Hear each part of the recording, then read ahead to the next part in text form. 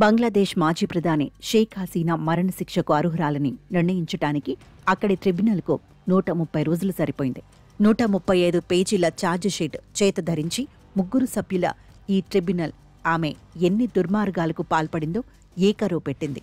తనకు వ్యతిరేకంగా నిరసన చేస్తున్నవాన్ని కాల్చి పారేయమని ఆమె ఆదేశించారని, డ్రోన్లు, హెలికాప్టర్లు ఉపయోగించి మరీ నిరసనకారులపై మారణాయుధాలతో విరుచుకుపడమని భద్రతా బలగాలను ఒత్తిడి చేశారని న్యాయమూర్తులు తేల్చారు. అధికారంలో కొనసాగడానికి అత్యంత అమానుషంగా ప్రవర్తించారంటూ తీవ్రంగా గాయపడిన నిరసనకారులను సకాలంలో ఆస్పత్రికి తరలించడానికి కూడా భద్రతా దళాలు నిరాకరించాయని న్యాయమూర్తులు బాధపడ్డారు. తీర్పు ఇవ్వడంలో జాప్యం జరిగినందుకు క్షమించమని కూడా ఒక న్యాయమూర్తి అన్నారు.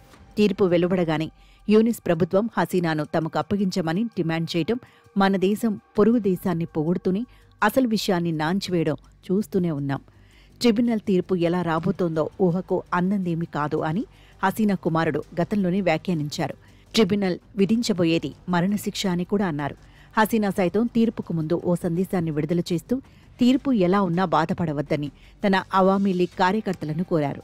ఆ మాట అంటూనే తనకు వ్యతిరేకంగా ట్రిబ్యునల్ ఇవ్వబోయే ఏకపక్ష అప్రజాస్వామిక తీర్పును నిరసించమని కూడా ఆమె ఆదేశించిన మేరకు బంగ్లాదేశ్లో ఎంత నియంత్రించినా హింస జరిగింది.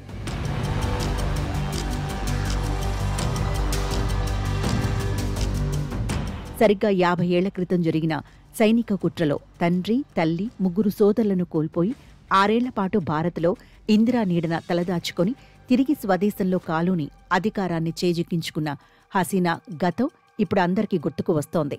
జియావుర్ రహమాన్ భార్య ఖలీదా జియా మీద అలుపెరగని సాహసోపేత పోరాటాలు చేశారు. ఇద్దరు బేగంల మధ్య సాగిన ఆధిపత్య పోరాటంలో ముజబుర్ రెహమాన్ కుమార్తె పైచే సాధించారు.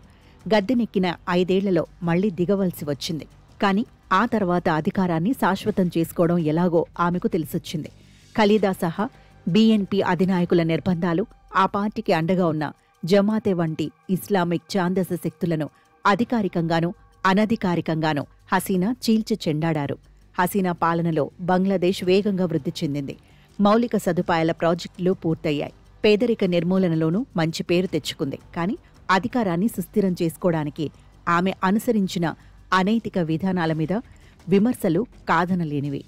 తనకు వ్యతిరేకంగా సాగిన విద్యార్థి ఉద్యమం పట్ల హసీనా నిర్దయగా వ్యవహరించారన్నది వాస్తవమే.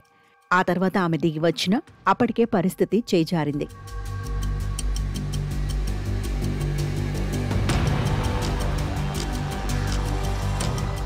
రిజర్వేషన్ వ్యతిరేక ఉద్యమం తన లక్ష్యాన్ని సాధించుకున్న తర్వాత నిజానికి చల్లారిన స్వల్పకాలంలోనే తిరిగి రాజుకోవడం వెనుక జమాత్ ఇస్లామీ, బీఎన్పీ ఉండటంతో ఆమె కఠినంగా వ్యవహరించాల్సి వచ్చిందని అంటారు.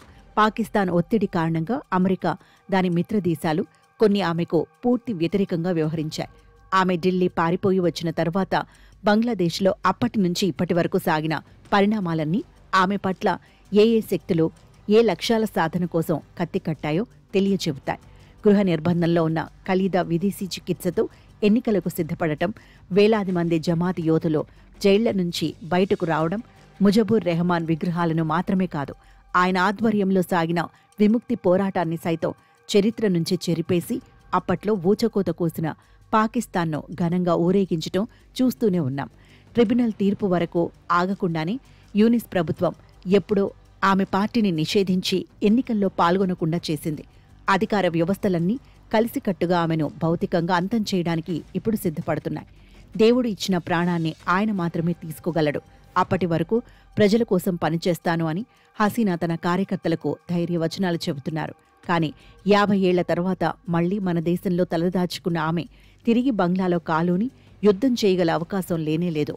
ఇప్పటికే పలుమార్లు ఆమె అప్పగింత కోరిన యూనిస్ ప్రభుత్వానికి మనమీద ఒత్తిడి పెంచేందుకు ఇప్పుడు మరో ఆయుధం చేతికి అందివచ్చింది. అంతే.